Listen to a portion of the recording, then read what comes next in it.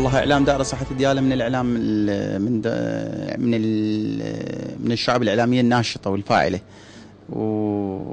وهي بصورة عامة دائرة صحة ديالى من الدوائر المتميزة وكفؤة بقياداتها، وأكيد هذا راح ينعكس على شعبة الإعلام اللي هي متميزة ومن المتابعين بشكل جيد ومن المتواصلين مع الوزارة أيضا من خلال إرسال نشاطاتهم، وعلى حد علمي أيضا من المتواصلين مع داخل محافظتهم.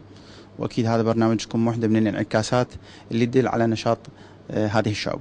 وقد أشار الدكتور زياد طارق إلى أن شعبة إعلام دائرة صحة ديالى من الشعب الفعالة والتي تمتاز بالإبداع والحيادية. وفي سياق متصل تمنى لبرنامج زوايا صحية النجاح والتواصل في عكس جهود دائرة صحة ديالى خدمة لأهالي المحافظة. والله هي خطوة متميزة، وأنا تحدثت قلت لك أنه هذا انعكاس من انعكاسات اهتمامكم بهذا الموضوع، ويمكن هي خطوة رائدة.